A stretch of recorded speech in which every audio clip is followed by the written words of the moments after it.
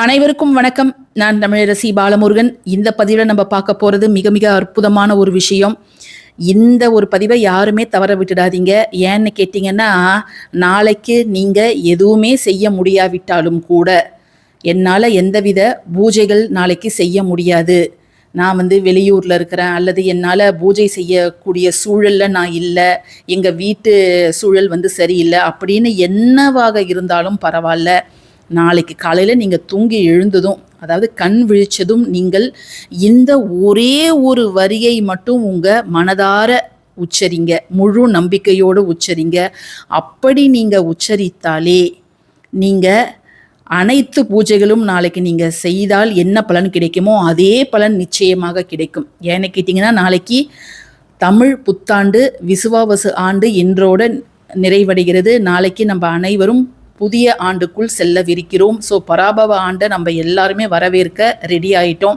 ஏற்கனவே நிறைய பதிவுகள் நம்ம சேனலில் போட்டிருக்கிறோம். ஆனால் இப்படி ஒரு எளிய வழிபாட்டு முறைன்னு கூட சொல்லலாம். வேறு எதுவுமே நம்ம சேனலில் இது வரைக்கும் நம்ம போட்டது கிடையாது. அவ்வளவு ஒரு எளிய வழிபாடு. நாளைக்கு முருகனுக்கு உரிய செவ்வாய்க்கிழமையில் இந்த வருடம் பிறந்திருப்பது அப்படிங்கிறது மிகவும் மங்களகரமான விஷயமாக கருதப்படுது. ஒவ்வொரு புது வருஷத்துலேயும் நம்ம என்ன வேண்டிப்போம் கடவுள்கிட்ட, கடவுளே இந்த வருஷம் எனக்கு ரொம்ப நல்லா இருக்கணும், எல்லா வகையிலையும் நான் முன்னேறிக்கிட்டே போகணும், நானும் சரி என்னுடைய குடும்பமும் சரி எந்தவித கஷ்டங்களுக்கும் ஆளாகாமல் அனைத்து விதத்திலும் நாங்கள் மிக சந்தோஷமாகவும் நிம்மதியாகவும் இருக்கணும் அப்படின்னு தான் நம்ம வேண்டிப்போம். நிறைய பேர் காலையில் எழுந்திரிச்சதும் அவங்களுடைய உள்ளங்கையை பார்ப்பாங்க. ஏன்னா உள்ளங்கையில் மகாலட்சுமி தாயார் குடியிருக்கிறாங்க அப்படிங்கிறதுக்காக. நாளைக்கு நீங்கள் உள்ளங்கையையும் பார்க்கலாம். இன்னும் நிறைய பேர் சித்திரை கனி காணுதல் பழக்கம் இருக்கும். அந்த பழக்கம் இருக்கிறவர்கள் நீங்கள் அதை ஃபாலோ பண்ணுங்கள்.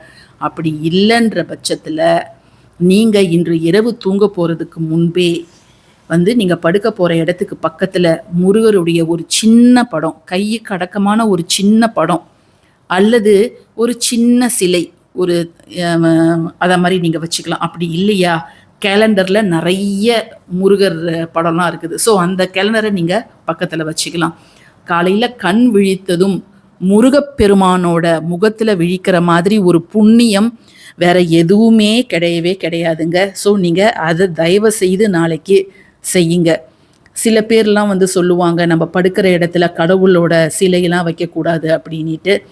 நம்ம சுத்தபத்தமாக இருக்கிறோம் அப்படின்றவங்க இதை நீங்கள் ஃபாலோ பண்ணலாம், ஒன்றும் தவறு கிடையாது. ஜஸ்ட்டு நீங்கள் மொபைல் ஸ்க்ரீனில் கூட நீங்கள் முருகர் படத்தை சேவ் பண்ணி வச்சுக்கோங்க. நாளைக்கு காலையில் எழுந்ததும் அவரோட அறுபடை வீடு முருகரை கூட நீங்கள் லைனாக செட் பண்ணி வச்சுக்கிட்டு அவரை பார்த்து இப்போ நம்ம சொல்லக்கூடிய அந்த ஒரே ஒரு வரியை நீங்கள் உச்சரித்தாலே போதுமானது. ஏன்னு கேட்டிங்கன்னா, அந்த வருஷத்தோட முதல் நாள் நாம் பார்க்கின்ற விஷயங்கள், நாம் காதால் கேட்கின்ற விஷயங்கள், நாம் செய்யக்கூடிய விஷயங்கள் அத்தனையோட தாக்கமும் அந்த வருடம் முழுக்க இருக்கும். அதனால தான் வருஷத்தோட முதல் நாள் கொஞ்சம் ஜாக்கிரதையாக எல்லாருக்கிட்டேயும் பார்த்து பேசுங்க. சாதாரணமாக நம்ம ஒரு விஷயத்த சொல்ல போய் அது அவங்களுக்கு மன கஷ்டத்தை ஏற்படுத்தி அது ஒரு பெரிய வாக்குவாதமாக மாறி, அட கடவுளே இது என்னடா இது வருஷம் முழுக்க இப்படி தான் இருக்குமோன்னு நம்ம அப்புறம் நினச்சி கஷ்டப்படுவோம். அதனால் முடிந்தவரை நல்ல வார்த்தைகளை பேசுங்க. மற்றவங்களை நல்லா என்கரேஜ் பண்ணி பேசுங்க. மற்றவங்கள சின்ன விஷயம் செஞ்சாலும் நாளைக்கு பாராட்டுங்க. அப்படி இல்லையா, எதுவும் அதை மாதிரி நிகழ்வு நடக்கலையா, அமைதியாக இறைவனோட நாமத்தை உச்சரிச்சுக்கிட்டு இருங்க. நாளைக்கு என்ன நிறம் போடணும், நீங்கள் வெற்றிலை தீபம் ஏற்றும் பொழுது என்ன ஒரு பொருள் சேர்க்கணும் அப்படிங்கிறதையும் நான் ஏற்கனவே பல பதிவுகளில் ஷேர் பண்ணியிருக்கிறேன். ஸோ நேரம் கிடைக்கும் பொழுது அந்த பதிவையும் போய் பாருங்கள்.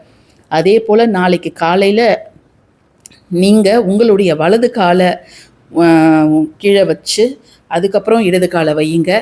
பாயில் படுக்கிறவங்களும் முதல்ல வலது காலை பூமியில் வச்சுட்டு அதுக்கப்புறம் நீங்கள் இடது காலை வச்சு எழுந்துருங்க. நாளைக்கு குளிக்கிற தண்ணீரில் நாம் சேர்க்க வேண்டிய பொருட்கள் என்ன அப்படிங்கிறதையும் நான் அடுத்த பதிவில் சொல்லுவேன். விருப்பம் இருக்கிறவங்க அதையும் பாருங்கள்.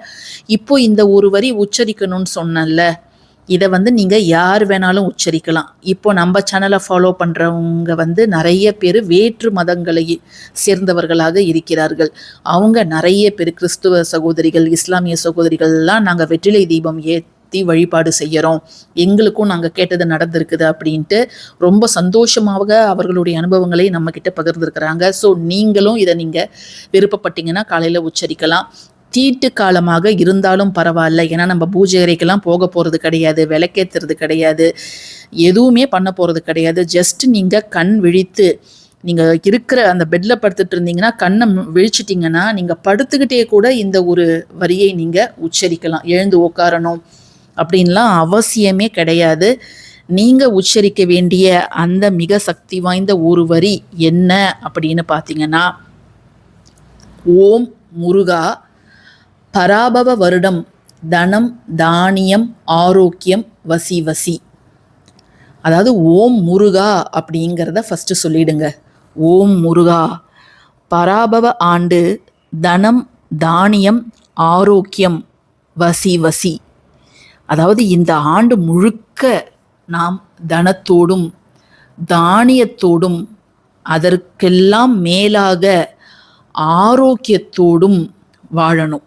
ஸோ இவை அனைத்தும் என்னை தேடி வரணும் அப்படிங்கிறத நீங்கள் உச்சரிக்கலாம். ஓம் முருகா, ஓம் குமரா, ஓம் கந்தா, என்ன வேணாலும் நீங்கள் ஃபஸ்ட்டு சொல்லிக்கலாம். உங்களுக்கு என்ன பெயர் பிடிக்குமோ, அழகா முத்துக்குமரா, ஓம் சுப்பிரமணியா, கார்த்திகேயான்னு சொல்லிட்டு பராபவ ஆண்டு தனம் தானியம் ஆரோக்கியம் வசி வசி அப்படிங்கிற அந்த ஒரு வரியை நீங்கள் மானசீகமாக ரொம்ப அமைதியாக நேர்மறை எண்ணத்தோடு மூச்சை நல்லா இழுத்து வெளியில் விட்டு அந்த ஒரு வரியை மட்டும் நீங்கள் கண்களை மூடி சொல்லுங்கள். மீதி எல்லாத்தையும் முருகன் பார்த்துப்பார். எல்லாத்தையும் என்னெல்லாம் நீங்கள் தடைகளாக இருக்குது, பிரச்சனைகளாக இருக்குது, இந்த வருஷத்தில் எனக்கு ஒரு நல்லது நடக்காதா அப்படின்னு எதிர்பார்த்துட்டு இருக்கிறவங்களுக்கு நிச்சயமாக முருகன் நல்ல வழியை காண்பிப்பார். அதே போல் நாளைக்கு செவ்வாய்க்கிழமை அப்படிங்கிறதால முடிஞ்சவங்க ஏதாவது ஒரு கோயிலுக்கு நாளைக்கு போவீங்க, முருகர் கோவிலுக்கு போயிட்டு வாங்க. மிக மிக நன்மைகள், அற்புதங்கள், அதிசயங்கள் உங்கள் வாழ்க்கையில் நடந்தே தீரும். சரிங்களா? இதை மட்டும் நீங்கள் செய்யுங்க.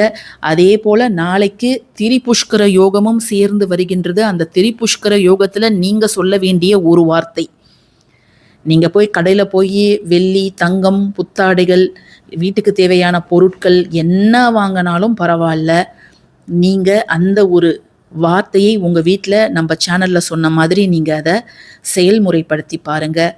அதே போல் மாலை நேரத்துலையும் நீங்கள் கோயிலுக்கு போகிறது நல்லது. ஏன்னா மாலை 4 மணிலேருந்து திரிபுஷ்கர யோகம் அப்படிங்கிறது இருக்குது, இரவு 12 மணி வரைக்கும்.